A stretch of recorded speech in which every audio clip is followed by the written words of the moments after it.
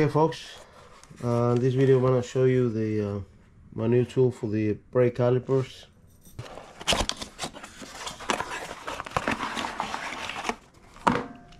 It's for retract the pistons and the calipers.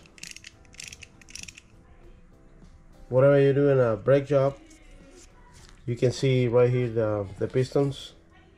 So we need to retract the pistons so that way we can use this tool. So we can put it right here,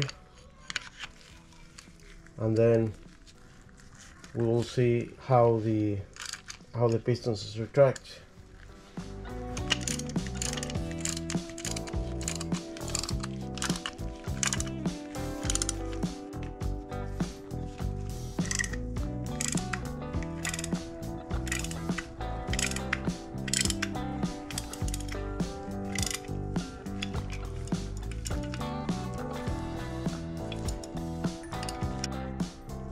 So now we can see the pistons flush, all 4 pistons.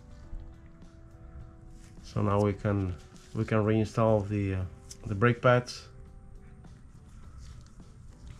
and this caliper. Thanks for watching. See you on the next one.